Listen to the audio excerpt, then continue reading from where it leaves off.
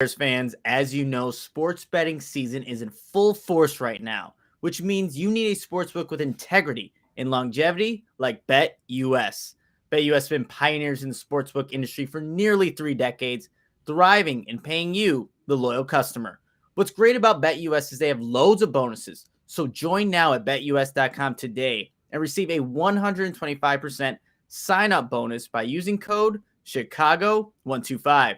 BetUS is all your NFL games with team and player props and loads of NFL futures and odds. BetUS gives you options in addition to the NFL. You can bet on college football games, PGA golf, UFC matches, the NBA, and more. They have every bet type imaginable, and the BetUS mobile platform is easy to use with full betting options.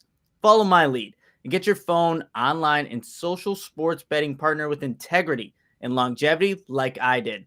Cash in on your 125% sign-up bonus at betus.com with our code Chicago125. BetUS. You bet, you win, you get paid. BetUS. What's up, Bears fans, and welcome to another episode of the Chicago Audible Podcast.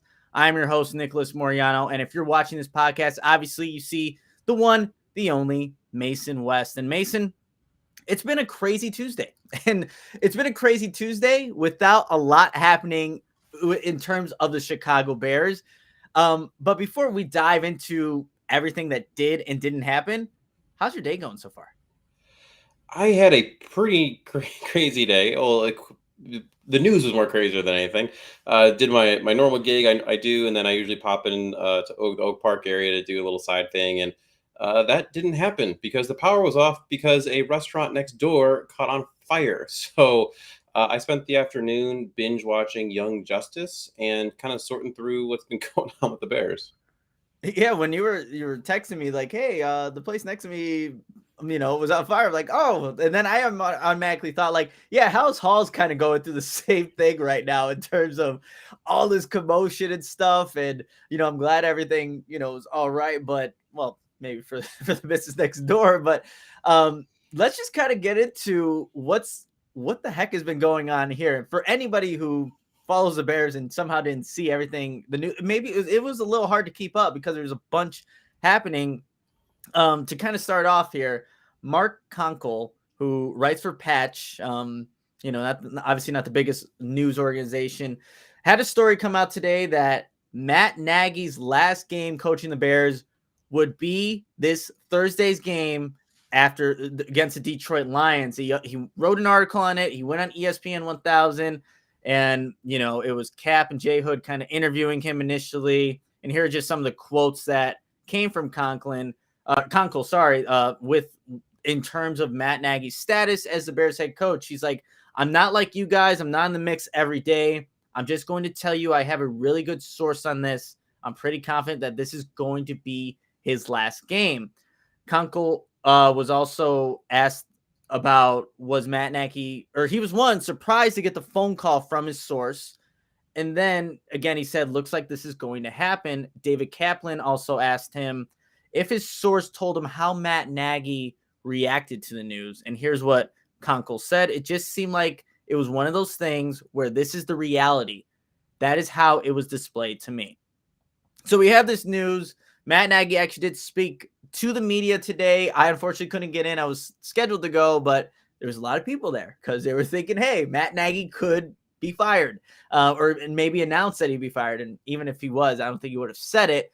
But he did say that was inaccurate, that the information, the report was not correct. So, Mason, we have this report. Then we have, other reports even the day before about the Bears, the locker room being upset with Matt Nagy, just wanting him to be fired. We have everybody's, wanting or thinking that Matt Nagy's going to be out. And obviously he's still the Bears head coach today. What do you make of everything that has come out? Man, you said at the beginning, I mean, it's a whirlwind. It's hard to know what to believe, what not to believe. It's one of those things, though.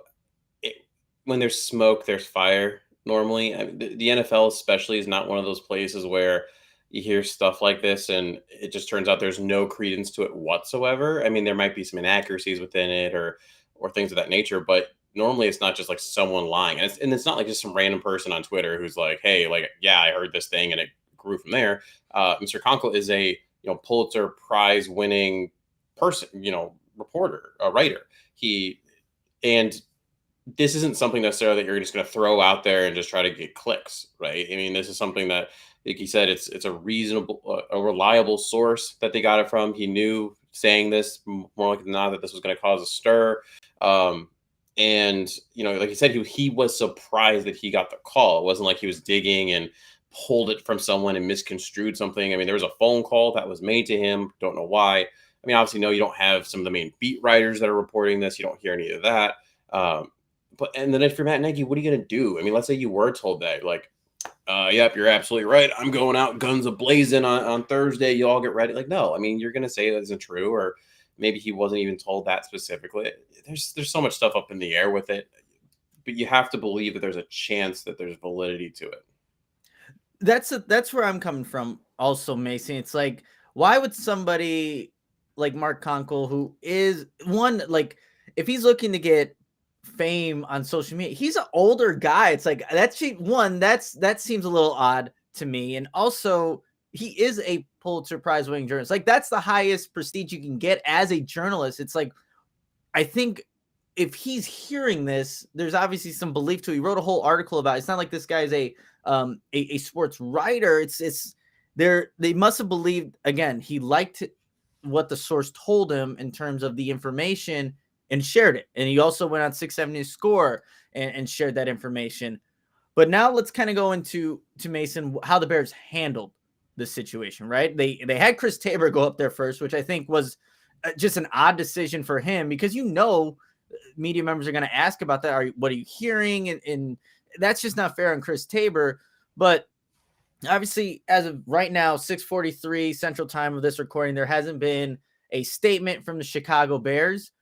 What are your thoughts on that? Should the Bears have issued a statement saying that Matt Nagy's job is, safe? Or are you, just kind of, what are your thoughts on the Bears, how the Bears handled all of this news that may or may not be true? So that's one of the interesting things. I think you have to go back and look at how the Bears tend to handle stuff. We complain about it all the time. They are very low key, very secretive in the first place. Like, Ryan Pace only talks, what is it, twice a year, really? Yeah. So it's not like he comes out and says stuff consistently. But this isn't something small where it's like, hey, there's a rumor that Antonio Brown is available. Are you going to sign him? Or like, Odell Beckham was obviously the more recent one. You don't need Brian Pace. You don't need George McCaskey to come out and say anything about those situations. But when it's something as large as this, which I would consider to be large, that, hey, that Nagy's a dead man walking and you're going to, you've already handed him his bank slip, that might be something that you do come out and make a statement on. I mean, now that's tough, though. When do you do something like that? And we were talked before when we popped on, there's a decent article written by Kevin Fishbane where he referred to back in December 2016 when they were talking about, is Bill Polian going to be in a consultant role? And then it wasn't until January 4th where McCaskey came out and said there's no truth to this whatsoever. So there was some time in between. It wasn't like all of a sudden McCaskey dove onto the Bears social media page and gave a quote or something like that. So you have to, potentially there could be something coming tomorrow or whatever the case may be. But I do think it's odd that there's as much silence as there is. The way they did it, like you said, having Chris Tabor go out first and then you have Matt Nagy go out. The Allen Robinson press conference was weird in terms of, because he wasn't scheduled to go on, but because of where some of the rumors were about dissent in the locker room coming from his podcast mate, where they talk about basketball, he felt the need to step up and say, hey, this is I'm not a part of this. If I believe something, I'm going to say it off my chest, kind of a thing. So there's just a lot of oddity going on there. And we started the show with, kind of the same thing. When there's smoke, there's fire. Why would the Bears come out and say something if there was truth to it? And if there isn't truth to it, then yeah, they at least the thing, I don't know, their social media teams shooting out we stand behind Matt Nagy. They did it with Danny Dalton, sending out QB1. I mean, that pissed everybody off. I remember. I mean, so if you're gonna do it there, wouldn't you do something today? I don't know.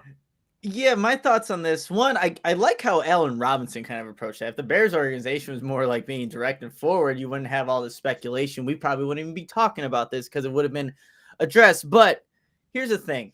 If the Bears did issue a statement that this is not true, because again, the report just isn't true, they don't want to give weight to it, and you need to focus on Detroit in a couple of days. I get that. But if the Bears feel like, hey, let's issue a report that, or issue a statement saying, hey, Matt Nagy's job is safe, and then you fire him 2 weeks later, that looks, I think, just a little dumb on their part, because you just issued a statement on this report that maybe was or wasn't true. And then if the Bears keep on losing, they're on a 5-game losing streak now, maybe it reaches to 7, 8, who knows?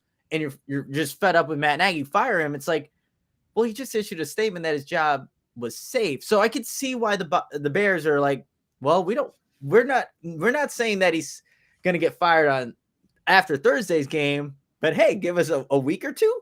Maybe that's the case, even though the Bears have never fired a coach during the season in their long tenure. So I could see that side of it, but you would, as an employee, and knowing that the report isn't true, would like to see your higher ups even just back you up. But I could see why the Bears didn't issue a report. I could see why people think that the Bears mishandled it by not saying something publicly.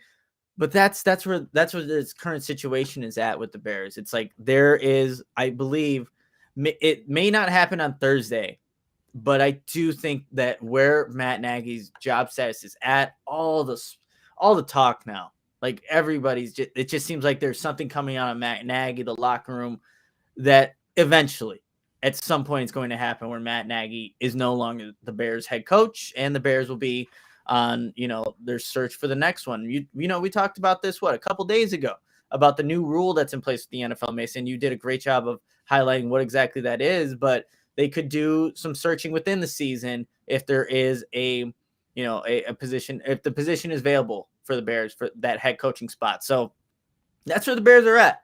There's a lot of talk. There's no action being taken place. And I guess, I'm not expecting anything to happen on Thursday in terms of coaching status. What about you? I don't. I mean, again, we've said this before. The Bears have never fired someone in season. That's just not how they roll. I mean, McCaskey's made that statement before. They like to look at the end of the season, look at all their data or whatever that they need to look at outside of the terribleness, and then go from there. So I wouldn't expect it. And to add on to what you said, I mean, you have to remember you're also playing the Lions, which we'll get into a little bit here in a second. So it's also very possible that you're going to win this game. So are you really going to go in there, beat up on the Lions who haven't won? They only have a tie in terms of not being the loss column, and then still fire Nagy? Like, that would be tough to do. And they like him. They really do. He's a nice guy. They respect him as a person. So, to fire around the holiday, potentially after a win, like, it's all of those things just make it seem so unlikely. But then like you said, if you're going to straight up refute it and you let him go after a week, because you got the Cardinals coming up after that, are you really going to be like, oh yeah, you can go back on it? I mean, it's too messy, I think, at that point to do it.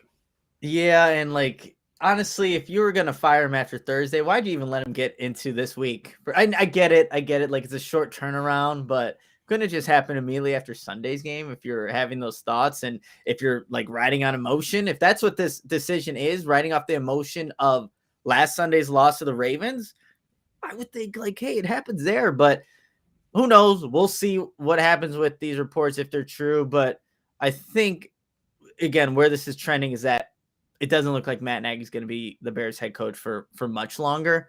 I just don't think it happens immediately after the game on Thursday against the Detroit Lions. And that's where we're going to take this discussion, Mason, because we're on a short week, and now it's time to preview another opponent, week 12 on the road, Thanksgiving, against the 9-1 Lions. Like, everything seems bad here in Chicago, and then you just look at the Lions and there's the record and things like that, and you're like, yeah, it is bad here in Chicago, but hey, it's not much better, or it's worse there in Detroit. So it kind of started off, Mason, and I think we could, like, the initial perception of the team, I can almost copy and paste every single time I see the Lions. But you hear the Detroit Lions, Mason, what's the first thing you think of? I mean, now it's just inept. The first matchup was so different. I mean, it is because it was early in the season too, but Dan Campbell, the coaching staff they have there overall is actually, I feel like, a really solid coaching staff, and uh, they were definitely a team that played everyone hard and continues to play everyone hard, but inept.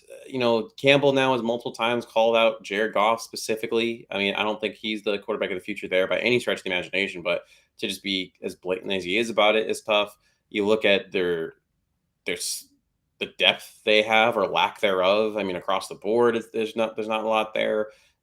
They're similar to the Bears in, like, that they're owned by an older family. It's been passed down, and it's like, are they even being run by the right family that's going on there? Like, do they know how to run a football team at this point in time? Their savior was just having Stafford there holding them up, and once that was gone, it was just like a downhill from there. It's At least the Bears have options going forward. As of right now, the Lions are just, as we tend to always say, the Lions. That's a perfect way to just wrap that up there, Mason. And I'll say the one other thing the Lions, I guess, do have is they do have some draft picks, but the Bears have what looks like their franchise quarterback of the future, while the Lions are still going to be searching for that. Like you said, Jared Goff doesn't seem to be the answer, and he didn't even play last week against Cleveland Browns. I was a man named, is it Tim Boyle? Tim Boyle he was the backup for Aaron Rodgers last year. That's right. Okay, so that's why there's some familiarity there in the NFC North. So again, the initial perception of the Detroit Lions, but now let's talk about, Mason, this Bears offense. Even a couple days removed from the game, and I unfortunately watched the Bears Ravens last night, and it's just so many head scratching decisions in terms of what the Bears were not doing. I went back and just kind of watching those the 30 offensive snaps that Justin Fields played.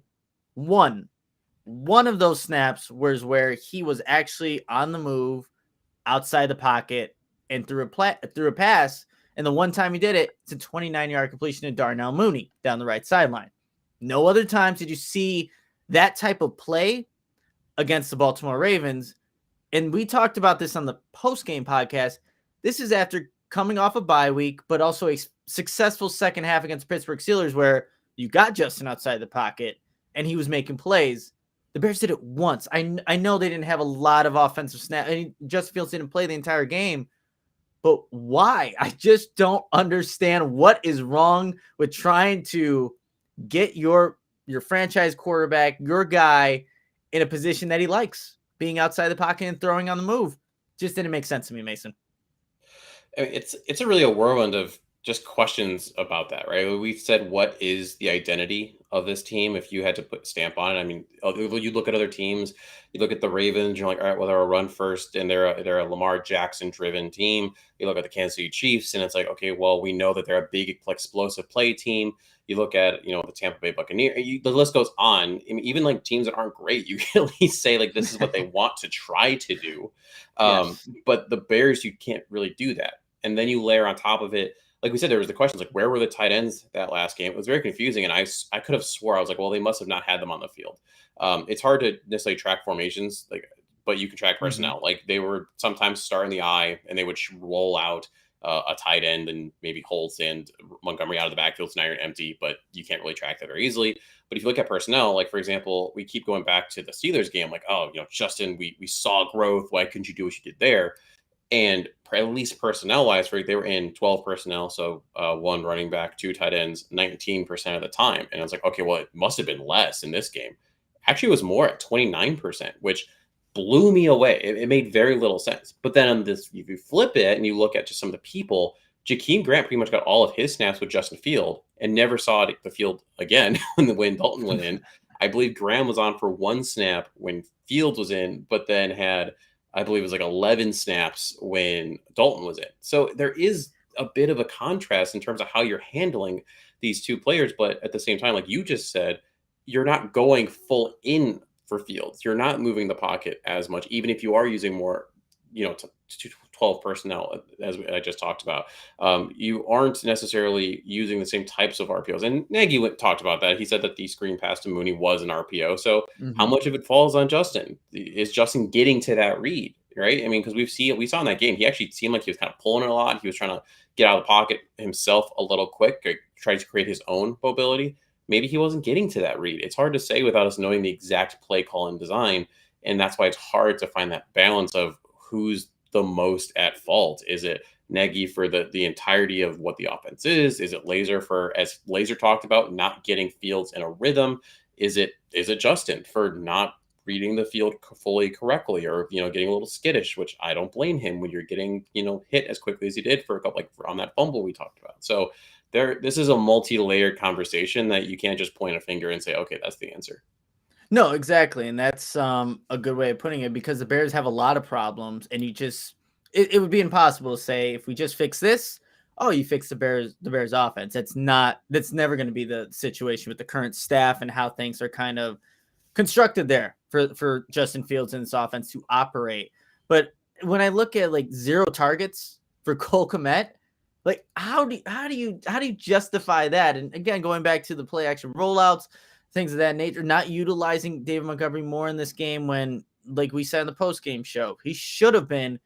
There's just a disconnect with what the Bears, I think collectively a lot of people think they should be doing, and what the Bears organization itself, the offensive minds in there, believe is best for the team to win a game. It just seems like there's a huge disconnect there, and that's why the Bears are where they are. Only scored the 13 points, were scoreless in the first half, 0 for 3 on third downs, just never got into a rhythm. That all plays a factor into it.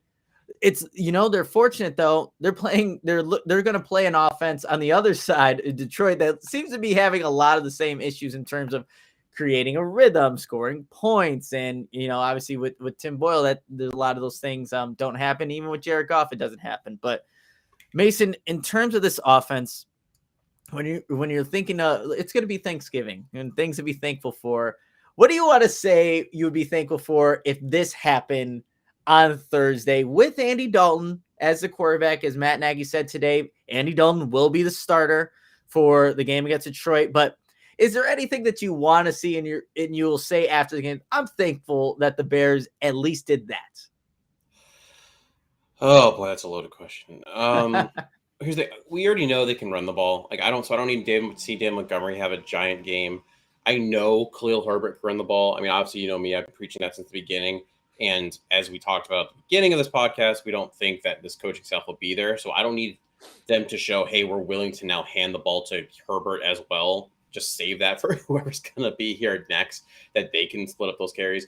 It goes back to, some of those weapons that we know will, in fact, be here at least next year. So we know Darnell Mooney is going to be here. We know Cole Kmet's going to be here.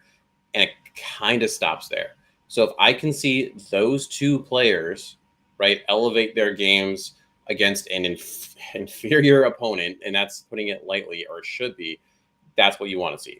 Last game, Darnell Mooney had 16 targets and 5 receptions. Now, a lot of that fell also on the quarterbacks. Some of those passes were not catchable, as lauded as Dalton was at times by the, field should sit crowd. Some of those passes were gross. Some of them were just not even catchable or anywhere near where they needed to be. So let's not make Dalton out to be this amazing thing. But some of that falls on Mooney too.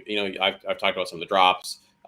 There was one play in particular. It was definitely tough. The ball was down. Mooney slid. It hit him right, in the gut, and he drops the ball. So he needs to step up in that respect. Cole Kmet, he got 2 targets in that game. It's hard even for me to be that mad at him, but is he creating separation? That would be probably my biggest thing. Is he able to use that big body to create a window that Dalton in theory is going to throw into?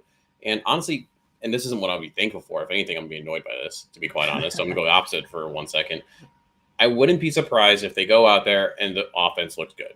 If Dalton is just boom, boom, boom, boom, boom, boom. Because we saw that in the Bengals game, right? He was actually looking great until, he got hurt. So in terms of, I wouldn't be surprised if he does the exact same thing again against a not great opponent.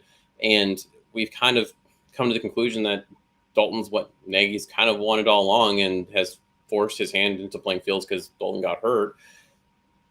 So that's going to make a headache because now all of a sudden you're going to have all these people that come out of the works and say Fields is terrible. And it's going to get to the point where Fields is back, ready to come back. Is he the starter? Good news is Nagy was pressed on it today and he was like, Fields is number 1.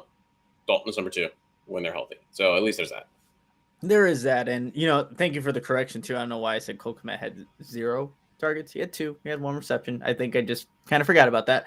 But I think now for me to kind of answer my own question, what I'd be thankful for, if I saw separation being, you mentioned separation being created from everybody on that offense. We haven't seen that We haven't seen that consistently enough from these wide receivers, from these tight ends. To not that Andy Dalton needs it to make completions, but we need to see it out of them too. They're part of why this flow, this chemistry is not there offensively. You create that separation, you make those throwing windows a little easier to throw into. But I think you mentioned it too with you want to see Darnell Mooney. Like we had the question, like, is Darnell Mooney a number 1? And even whatever he shows against Detroit Lions on Thursday, that won't, for me, say like, yeah, he's going to be a number 1 wide receiver, but you would like to see him make those catches like the one you're referring to. You would like to see Cole Kmet be a bigger part of the offense. You would also like to see this offensive line for the guys that will be here next year, like a Larry Borum, James Daniels, most likely. I don't know about Sam Musfer if he's going to be here next year. Cody Whitehair, though, yes. Like those guys hold their own against a Detroit pass rush that, is not as good as the Baltimore Ravens. So those are things I would like to see offensively, just so, again, it makes our day a little easier. Like this is on Thanksgiving. It's a great day. I love Thanksgiving. I love everything about it. The Bears can ruin that just because of, who they are and how they can play. So it would be nice to see, I guess, a little bit of a rhythm. But Mason, is there any final thoughts that you want to talk about on this Bears offense? Again, very bad showing just a couple days ago against the Baltimore Ravens at home. Any kind of last thoughts or anything that you want to touch on for this offense? So just to add on to that wide receiver conversation, and I'll bring the defense into this because it's kind of the same topic. I want the rest of the year to be, what do we have? So I'm annoyed that Coulter got brought up last game, and I believe he got 1 snap. I don't understand why Rodney Adams doesn't get some run. Like, for example, if Allen Robinson can't go, I want to see Rodney Adams, just out of curiosity. What can he do? If it's not him, what is Daz Newsome going to look like? Because, as you asked, is Mooney a wide receiver 1? And let's look at the free agents that are available next year. Number 1 at the top of the list is going to be Devontae Adams. I mean, you have to pay him a ton of money, so like that's a pipe dream. Then you have number 2 on that list is Allen Robinson. Most Bears fans probably don't want him back, to be completely honest, at least from what we've seen. And Allen Robinson surely doesn't want to come back here not knowing what the heck's going to look like. Then you got Chris Godwin, and then these are the rest of the names: Will Fuller, Jameson Crowder, T.Y. Hilton, Juju Smith-Schuster, Emmanuel Sanders, A.J. Green. I'm going to stop there because now it's just getting worse and worse. Like, there's not even necessarily someone you're going to grab and pull in who's going to elevate your passing offense that much unless you get one of those top 2-3 guys. So you need growth from within, which we talked about in the preseason when we did our, training camp stuff and everything. Like, oh yeah, we're going to get so much better. Robinson's going to step up. Mooney's going to step up. Think about what Godwin's going to bring. We didn't see that. Can we see that from some of these passing threats? And unfortunately, some of them are stuck on the practice squad, festering away because the coaches can't do that right now, and we know why they can't do that. No, it's a good point. Like Damiere Byrd, why is he still even on the 53-man roster in terms of what he doesn't do anything? It just doesn't make much sense to me. All right, Mason, I really don't have anything to add to the offensive discussion. We'll see what kind of unit comes out there on I was about to say Sunday, but on Thursday behind QB 1 for now in Andy Dalton, with Justin Fields being out with that rib injury. So before we talk about the defense, have to tell you about our partnership with Owen. If you're like me, going to the gym is a crucial part of my schedule. It's a place to let loose and just decompress like I did once I was trying to listen to all the Matt Nagy news today. And after a great workout, it's important to give your body the amino acids it needs to repair and rebuild proteins. And that's why I drink Owen. That's right, Owen. Only what you need. Owen is a 100% plant-based protein company, and all of their products are plant-based, free of artificial ingredients, and are allergen-friendly. Plus, Owen uses high-quality and carefully selected ingredients to make all of its products easily digestible. We've all had that protein shake that just makes you want to go to the bathroom immediately afterwards. Owen doesn't do that. And I really like their dark chocolate protein shake that has 20 grams of protein Again, that's my personal favorite. And I first heard about Owen from Chicago Bears quarterback Justin Fields, who does follow a plant-based diet. You can get 20% off your first purchase with code TCA20 at liveowen.com.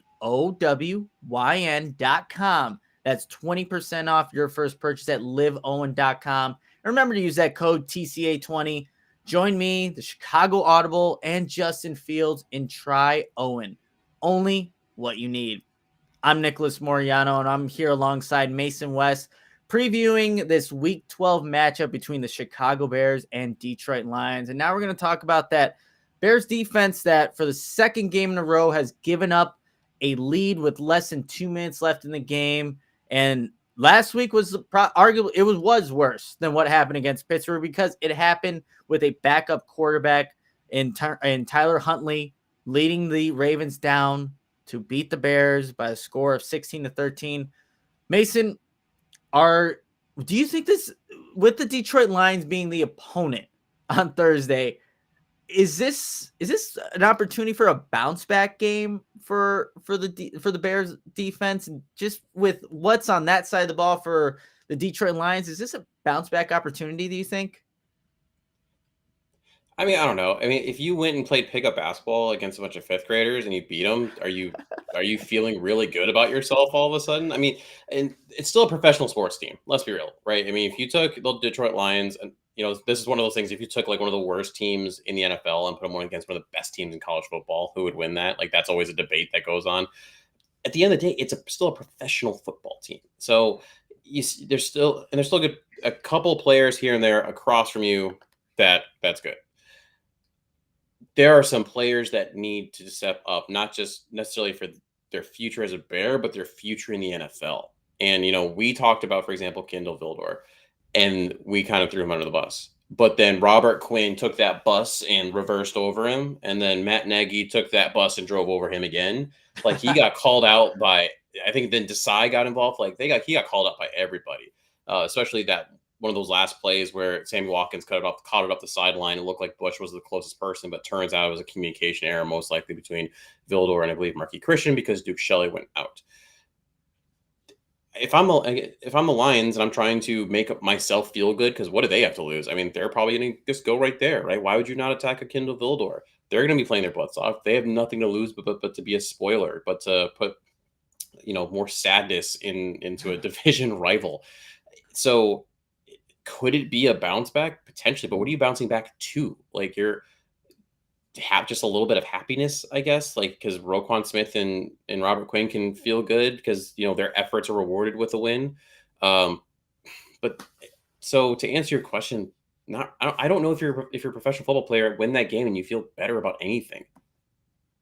You know what? Yeah, it was a loaded question because it's the Detroit Lions. But the message would be after the game, hey, we went out there, we executed, we still beat, like you said, an NFL team. But I think the Bears defense needs to be completely honest and blunt with it. They need to have a bounce back game and show that they can be a team that can make it tough for an opposing team to score and also just fix the mistakes that we've been consistently seeing. Like, Kendall Vildor is a liability. What are you going to do? And there's only so much you can do, to be completely honest, to mitigate what an opposing team can do to capitalize on that liability that you do have. And so we need to see what Sean Desai can do. We really need to see that because we talked about it again, I'll reference the post-game show. He is on a downward trend. He really is. And like you mentioned it a lot, Mason, it's like, what have we really seen from Sean Desai? And actually, so what came out from yesterday's game, like the Bears did blitz an uncharacteristically amount of times in that game against the Ravens, which is not the Bears. So we talked about in the preview show for the Ravens game, is Sean Desai willing to do that to try and put his team in the best position possible? He did, but when you blitz as often as the Bears did against the Ravens on Sunday, and I don't have the exact numbers in front of me, you do leave guys like Kendall Vildor on islands. You leave them one-on-one for more opportunities. When that's the case, it's like you need to know your personnel. Like Kendall Vildor has not been playing good football. You got to give some help to him, that side, because as we saw at the end of the game, the Ravens exploited that. were able to march down the field effortlessly with less than 2 minutes left in the game and won it with a touchdown. They needed a touchdown to do so. It wasn't a field goal. Like, just make sure people remember that they marched down and scored a touchdown and did so primarily by targeting that side where Kendall Vildor was playing. So we really need to see a bounce back game, I believe, from Sean Desai from a schematic standpoint, but just like you said, individual players. But there were some effort, a really good effort from some guys, like you mentioned, a Roquan Smith, a Robert Quinn, like Eddie Goldman's been a guy that he showed some plays, showed some flashes in that game against the Ravens. So that was, great to see. When we look at this, I guess this defense too, Mason, what is it that I guess we know what we want to see in terms of individual players, but is there other guys too as well? Because you're obviously without Khalil Mack, you're now you're not gonna have. I don't think you're gonna have Eddie Jackson for this one either. So you're seeing more of DHC and Deion Bush, guys like that. And man, Deion Bush there was the one rung by Tyler Huntley going, I think, towards the left sideline, and he just moved inside. Like, it wasn't like I guess a good move by any means. It was effortless. He just cut inside, and Deion Bush was in the Bears sideline, and Tyler Huntley was still going forward, getting yards. But are there any other players that you would like to see make plays to actually show up in this game against Detroit? Yeah, I would say a couple of those low key players like Travis Gibson. He's another one I would like to see step up. Jalen Johnson, I would like to really put a mark on. He's someone that's, when you get a microphone in front of him, he's been pretty vocal about his own game, but also about, I think, the defense and the team as a whole. Strong opinions that are valid based on how the team has performed as a whole. But at the same time, I would like to see a little bit more out of him. I believe he has one interception on the year, and for a while he was, doing quite well in terms of pass breakups, but that's faltered a little bit. After that, I mean, there's the obvious guys also. You have the Roquans and all that of the world, which they're going to do their job. They're going to be here next year. Don't worry as much about them. And this is the same on the defenses as on the offense. Unfortunately, some of the guys you might want to see what they could do aren't necessarily in the place. Like, I'm still really curious on Thomas Graham. I feel like he's an interesting player, but unfortunately he's on the practice squad. And then Sean Desai, like you said, Sean Desai truly is, what are you going to do? Actually, found the number. They went up to 38.2% blitzing. So they did change it pretty substantially. I mean, they doubled because they were at 16% for the year. So Desai showed that he's willing to adjust on that. But at the end of the day, like, if you're Sean Desai, can you have a lead in the fourth quarter and protect the lead, right? So in theory, it shouldn't even get to that. In theory, you should be beating the Lions by to at least 2 scores. But if you're not, can if it's a 1-score game, can you not let them march down and win the game on you? If it's a 1-score game and Detroit has a ball, despite how bad they've been playing all game, I'm almost kind of, and let's say it is a touchdown they would need. I'm almost expecting like something to happen where the Bears give it, because that's all we've seen the past 2 weeks, and the defense doesn't know how to stop somebody, despite not having much time on the clock and having a lead. So we'll see if that's a scenario come Thursday. Another guy that you didn't mention that, has just been non-existent lately, Bilal Nichols. And that was a guy that I thought, after especially his rookie season, and 2019 was a little weird year because obviously he was or 2020 was a weird year because he was playing Eddie Goldman's spot, and that wasn't where you wanted to see him. So this is supposed to be a year where we kind of see his true potential. And man, 98's been quiet. He has been quiet this season. So would like to see if maybe he can make his presence felt on Thursday against the Detroit Lions. Mason, again, any final thoughts about this Bears defense? Kind of having a quicker show today, if you guys can't tell. Quick turnaround, and who's based off some of the comments, it's like just fire everyone. So people are kind of already looking, a little bit past week 12. But any final thoughts on this Bears defense? I guess I would have a question for you. What did you think of the move that the Bears did today? They signed Marcus Hunt to the active roster. They placed Duke Shelley on IR, and then they signed Brian Johnson, one of my favorite players from the summer, who I wanted the Bears to trade for a draft pick. Yeah, what do you think about some of those moves? So with Duke Shelley going to IR, I'm curious about the whole cornerback rotation now. Yeah. Because with how Kendall Vildor's been playing, and I know Artie Burns wasn't active for Sunday's game. Like what's gonna be the rotation, I guess. So I'm curious about with the IR with Duke Shelley going on IR, what does that do to mix things up? Is it going to be Xavier Crawford coming in? If Artie Burns is healthy, does he make an appearance somewhere? Is Kendall Vildor like?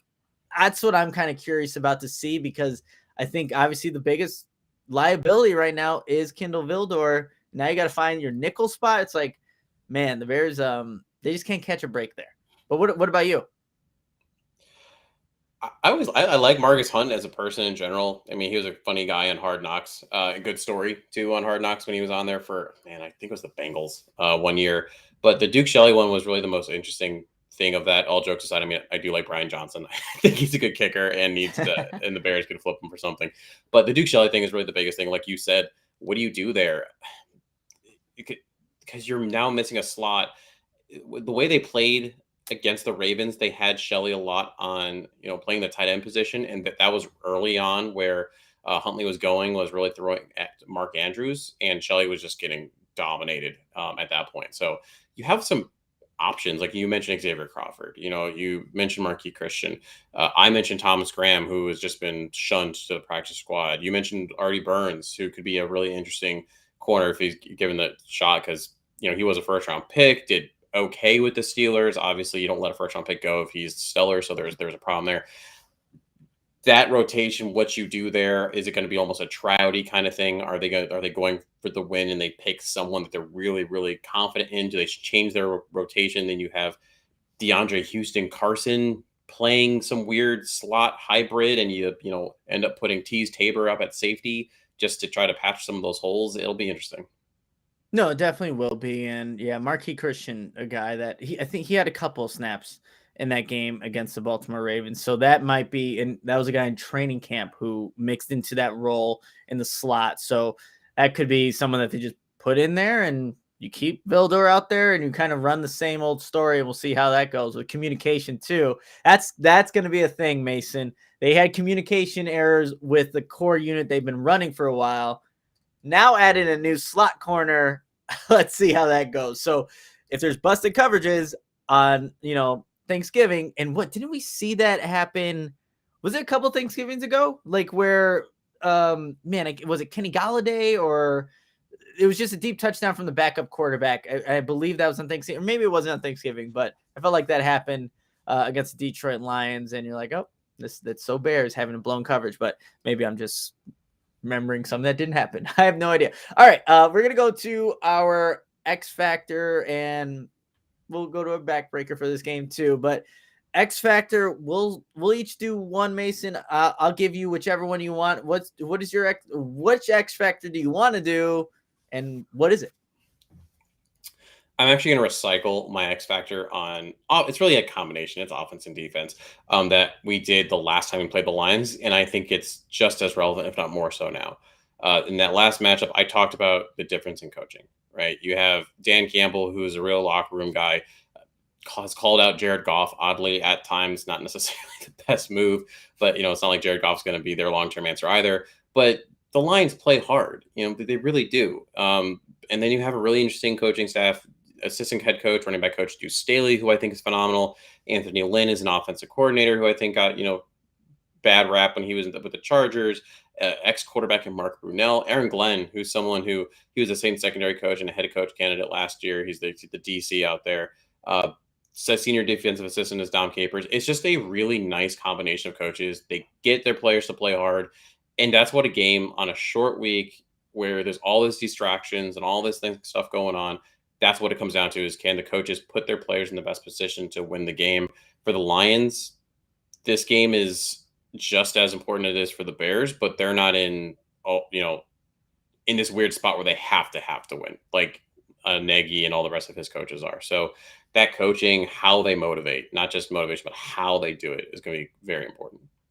Those are good points, Mason. My X factor is, can the Bears silence all the noise that's been happening? This is a Tuesday where it seemed like Hallis Hall was burning down in terms of Matt Nagy's job status. The locker room is going out. And so can they silence that noise by having a clean football game on a short week against a division rival in the Detroit Lions? So the penalties, the miscues, the miscommunication, can you limit that against like, you don't want to leave the Detroit Lions just kind of in the game, because they've actually been in some close ones. They almost beat the Ravens. It was a 10-13 game against the Cleveland Browns a week on Sundays. Like, can you just limit those things that you could take care of with miscommunication, those pre-snap penalties, coming out of halftime and the first play is a false start? Can you limit those? That will be an X factor for me and the Bears in this matchup against the Detroit Lions. Now we'll go to a pivotal matchup, and I'll start here. I'm going to go with, and look, if it doesn't happen, that's quite all right. I'm going to go with Penei Sewell versus Robert Quinn as a pivotal matchup, because right now we have seen that Robert Quinn can get to the quarterback. He is somebody that is doing everything right in terms of effort, bending around the edge, and making plays. We're not really seeing that from many of the other guys. And with no Khalil Mack, it's going to be important that Robert Quinn is the guy that can really create pressure. And he was able to get, he did a pretty good job on the rookie in the first matchup, where Penei Sewell had a false start, gave up a sack, and where he was able to beat him around the edge and get to, at the quarterback at the time, Jared Goff. So that's my pivotal matchup for this one, is Robert Quinn against Penei Sewell and creating that pressure on what reports are saying, like Jared Goff is going to be the quarterback in this one, I believe. But if it's not Tim Boyle, whoever it is, it's going to be Robert Quinn versus Penei Sewell at that left tackle position. What about you, Mason? Oh man, and it's funny. I'm literally right now looking at the Lions defense, and it's not. There's nothing that sits out to you as like, oh man, that's a gamer, that's a baller. Watch, I mean, it's probably in the middle again. Brockers is still a decent player. I mean, it's more name recognition at this point, kind of a guy, but he's still good. And we know that there's a question mark with Sam Musfer. Looking ahead, at some point, you only have so much money. You only have so many draft picks. The Bears won't have a first round pick to fill some of the gaps that you have. And so some of these players that, fans are raging against are going to be back, at least in a competition mode, maybe not handed the starter job. So, if you're going to replace, for example, your slot and your C cornerback 2, and you're going to get 1-2 receivers, you're probably going to have to keep your center, at least have him, maybe battling against a 5th or 6th round pick. So, I would like to see what Sam Musfer can do in terms of keeping that line intact and not allowing pressure up the middle, especially now that you have Andy Dalton there, who's obviously not as mobile as a Justin Fields. Good points there, Mason. All right, just a quick announcement for people looking for a cool way to spend New Year's. Rizzo's Bar and Inn, located in the heart of Wrigleyville, is hosting a New Year's Eve party. They'll have premium open bar, appetizer buffet, live DJ, champagne toast, giveaways, and plenty of other things. And how you can get in on that. And bear with me. And I'm also going to post it here if you're watching, so you'll see what I'm about to say here on the podcast. You can go to Rizzo's nye.eventbrite, BRITE.com/?AFF Nicholas Moreano. I'm not going to repeat that, so you have to just rewind this portion of the podcast or look right there on the screen. Go to that and check out what Rizzo's Bar and Inn has for a New Year's party, if that's what you're into and looking for. And hey, maybe I might be there. I don't know yet, but check it out. And like I said, not repeating it. And so we'll move on there. Mason, I didn't ask you about, your segment, and we usually do Who Has the Edge and then your segment, but do you have one for today? Are we going to even compare Bears and Lions players for this one? No, I didn't make it. I didn't compare that. Yes, I was hoping. Yeah, so some of it's just going to be comparing, poop to poop, and then some of it's going to be comparing. And that's the thing. And the Bears do have good players. That's the thing They that's so do. frustrating. I'm not going to ask you who do you prefer, right? Jalen Johnson or Jacobs or Aru Warie, who the two corners for the Lions. I'm not going to ask you to compare, Harris and Aquara to Khalil Mack or Robert Quinn. Like, I'm not going to ask you to compare Reeves Maben to Roquan Smith. They have good. The Bears have good players. They're just run terribly. Good. All right. So you will not get to hear that segment. No, Maybe next time. But let's just go to who has the edge then. So we we'll do have it the next week. Bears. Cardinals are more fun. We'll do it next week. The Cardinals is a way better team to do it, and maybe the Bears might have a victory after this week. So we'll see. Who has the edge now? Bears rushing attack versus the Lions rushing defense. Mason, I'll throw this one to you first. Who do you got between this matchup? Bears rushing attack and the Lions rush defense. I mean, I'm still going to go with the Bears rushing attack. There hasn't been anyone that's really stopped them per se yet.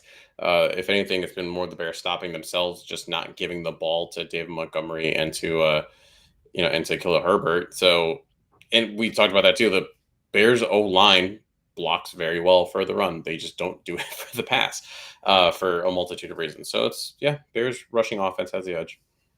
All right. I have the Bears passing attack versus the Lions pass defense. And man, just watching, and I watched a little bit of the Browns Lions game. That one, I know Bears games are brutal to watch, but that one was tough to watch too. Obviously, it was Tim Boyle at quarterback, and like Baker Mayfield just makes the Browns offense look inept at times too, just missing passes. And that's why I think you saw, I forgot who it was for the Lions who had an interception, but it was thrown right to him. So it's not like it was really the Lions making things happen.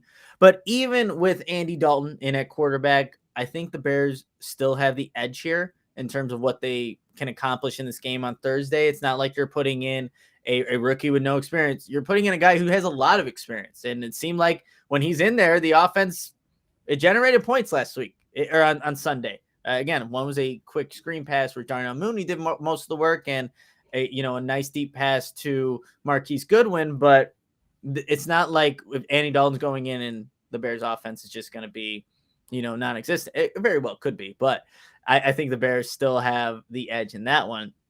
All right, we have the Bears rushing defense versus the Lions rushing offense. Mason, who do you have? The Lions running backs are good, but they're more pass catching. So it's just more how they're used versus their actual skill level. And even though the Bears are going to be missing, Akeem Hicks, they're going to be missing obviously Khalil Mack. They're going to be missing an Eddie Jackson, which could be an improvement because he's not very good at tackling. In terms of the run defense specifically, they still have some guys. I mean, when you watch what Roquan Smith, what I think it was 17 tackles last game, when you see what Robert Quinn was doing in terms of his pursuit, when you see the effort that's put in by a Travis Gibson, by a Tashawn Gibson, things of that nature, they'll be able to stop the run. That's not where the concern lies for me. No, I agree with you on that one. Seeing what Roquan Smith was able to do, and seeing also Eddie Goldman now, I think becoming more of Eddie Goldman playing more of his role and what he's good at. I think that really makes it tough to run on this Bears defense. Last but not least, I have the Bears passing defense versus the Lions passing offense, and I still think, despite this is not Matthew Stafford obviously anymore, and he hasn't looked too good these past 2 weeks with the Rams. Jared Goff is not somebody that scares me, but we just saw Tyler Huntley do some pretty good things against this Bears passing or this Bears defense and really targeting Kindle Vildor. So there are areas to target, but it's the Lions, man. I'm still taking the Bears on this one. And I know like maybe last Sunday's showing with Tyler Huntley could be an indication of where this Bears defense is trending. But I do think this, like we were talking about earlier, is a rebound week for this defense in terms of playing maybe a complete game. And that is going to involve stopping the passing attack. So I'm going Bears there. All right. Mason, do we have any over-unders for the game? If not, we go. I didn't grab any of the over-unders. they were not fun. The numbers were really low on both sides. Um, it just it wasn't really good or fun to talk about.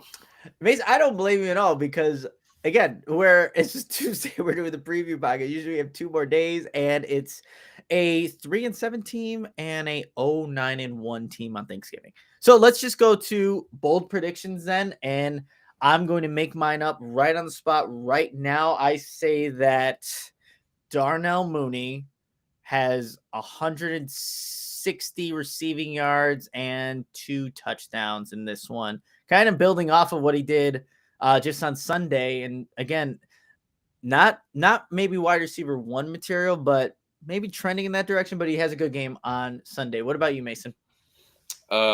My bold prediction, and I only have one for this week. Sorry to disappoint everybody in the chat and listening to the podcast. My bold prediction is Andy Dalton throws at least 2 interceptions. We talked about this a little bit at the top. There were a couple of passes that were just errant from Andy, and that could just be a little bit of rust, whatever the case may be. But it just looked funky. I think the Lions are going to come in energized. It's a division game. It's on Thanksgiving. They see a wounded, team shambling in here after 5 losses in a row. They're going to be hunting. We know that the line is questionable at times for sure. So, it could just simply be a hit. Then all of a sudden there's a wobbly ball that gets picked, things of that nature. Cliff, come on now. So disappointed. Like, what are you thinking right now? Come on now. Well, hey, I mean, with the way this is trending, I probably should have gone with more of a negative look, because that's exactly what the Bears have been doing to us as viewers and for fans and things like that. So we go to now our prediction for the most valuable Bear. I can't say Justin Fields this week because he is not playing. So I think when it's all said and done, I think the next logical choice for me is actually going to be Robert Quinn for the most valuable Bear, because he's been on a roll, 3.5 sacks against the Ravens on Sunday, a guy that had a favorable matchup the first time he played Penei Sewell. I know the rookie has gotten better since then, but Robert Quinn's on a roll, and he just sounded, real quick, like in his press conference after that Ravens game, he took it to heart, man. He really did. He just sounded so down about the outcome of the game. And I know he still wants to, show what he's capable of. And this probably isn't nearly what he viewed as when he signed with the Bears, even though he flipped a coin to get here. Like, this is not what he probably thought was going to happen. So I think Robert Quinn's going to be the most valuable Bear when it's all said and done. Mason, who do you got? I don't think this is going to be a good game. I don't think it's going to be a fun game. I think it's going to be a low-scoring game. I think Andy Dalton will move the offense and people will get all excited and da-da-da-da, but they're not going to get into the end zone consistently. Therefore, Cairo Santos will come out, hit a good number of kicks. He's going to, if anything, maybe Nagy and Tabor specifically, because Tabor is obviously going to be more in charge, to be like, hey, let's get a swagger back a little bit, get him back, confident in that, and he'll end up putting up like 3-4 field goals in this game. I like it. And, this is a guy that's coming off of a 40-yard field goal miss against the Ravens. So seeing him just kick a few footballs through the uprights there will be good to see. All right, Mason, we've been talking, and somehow we're about to get to an hour. Like, I don't know how this happens sometimes, but who do you have winning? Who's winning this game? Thanksgiving, prime time, not really prime time, but 11, 15, 11:30, whenever this kickoff is. Who's winning this game between the Bears and Lions? Oh gosh. Okay. I'm gonna go with the Lions winning it. For a lot of the reasons we said. It's just, when I look at, there's 2 games that stand out to me for example, for Andy Dalton, right? Because at the end of the day, it's about scoring points. Like, we know the Bears defense is going to show up enough that you could win a game with that. But the offense is the question mark. And I look at the Rams game and I look at the Bengals game. Obviously the Bengals game he didn't finish, but at the beginning of that Bengals game he looked good. He was able to scramble a couple times, one of which led to an injury, marched down the field, put up some points. But even within that, it was still a little like bleh. Like, it wasn't explosive. You were like trotting down the field. You weren't marching down the field. Versus on the other end of that spectrum, when it was bad, like when it was the Rams game and they just got embarrassed, right? And they just couldn't put up any points at all. They couldn't move the ball. the Lions are not the Rams defense. We know that. We're not saying that. I am not saying that. But what I'm saying though is if that's the bad end and we saw the good end be the Bengals game, that's still not good. That's very average. Then on top of that, we talked about the emotion. We talked about the Lions literally haven't won a game yet. They don't have anything to lose. The coaching staff has nothing to lose because this is their first year, mixed in with this. Jared Goff's going to have a chip on his shoulder after missing last week, and obviously the comments that have been there. And Jared Goff has consistently beaten the Bears when he was a part of the Rams organization. And we talked about it. When the smoke is fire, there's some dissent going on in that locker room. I don't care how many players. It doesn't have to be 80% against it. Even if you have just 10, 20% of the locker room who's just not feeling it, that's going to show up on the field. It's going to spread, and then you have a snowball effect. So it's going to be like 21-16 Lions. All right. I don't know if I'm surprised because again, the Bears they're not a good football team right now. But it's the Lions. I do have the Bears actually winning this one by the crazy score of 17-13, a low scoring, boring. The Bears this win doesn't help them in any way in terms of what you want to see out of the team for making progress because they're barely beating the Lions. But I do have the Bears winning this one 17-13. I just think like we were talking about it, Mason, like for your segment, like we shouldn't be like the Bears have good players. Bears have better players. Can they just put it together against a bad football team, the Lions? And I just think they do that for at least this week to, again, silence some of the noise that's kind of going on. All right, confidence in this game. Like I said, I had 17-13. I'll give the Bears a 6. Maybe that's a little too high, but I think the Bears do take care of business. It's only because they're playing the Lions. Anybody else if this Thursday game would have been, I wouldn't be feeling that confident. What's your confidence meter, Mason? I'm going to give it a 5. Right smack dab in the middle. I mean, it could really go either way. The Lions are not good, but it's amazing how the mental game and how the emotional game can be a part of it. And clearly the Bears just have a lot of turbulence going on around them. Having a news report like this come out too, that we saw today, doesn't help that. Either the players can, if they're really pro Nagy, if they're pro their team, all that, fight for each other, they could rally around that and say, all right, well, let's show them, or it could bring them down. It's really either way could work. Obviously the Bears have had the Lions number, not just in the Nagy area, but just in general recently. But there's a man, yeah. There's nothing else to say. It's just yeah. Yeah, I'm not a fan of Thanksgiving games, to be completely honest. For when the Bears play, just never have been a fan. But I have, like I said, my confidence was a 6, and I'll leave it at that. But kind of final thoughts on this one.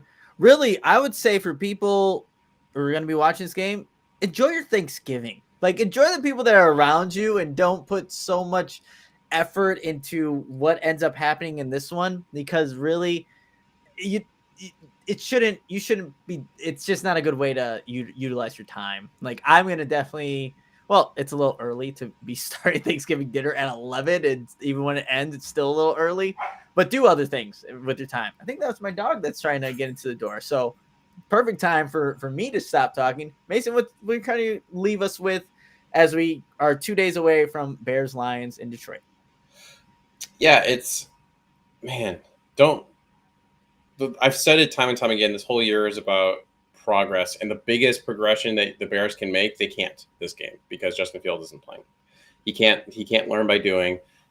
He's not even going to be, he's not going to be dressed, more likely than not. I assume he'll travel with the team still, so that'll be interesting. But there's no reason. I mean, obviously you can't have it on the background, but enjoy your turkey, whatever you're doing. I'm going to be making a turducken for the first time ever, so I'm hoping that goes well. So I'm going to have one eye on 3 different birds, and then the other eye on the TV. So, and if, as Jamari guessed, the score is 3-2, we will be doing a 10-minute podcast. Oh, that would be even less like a field goal half. That was it. That's all you need to know. We're out.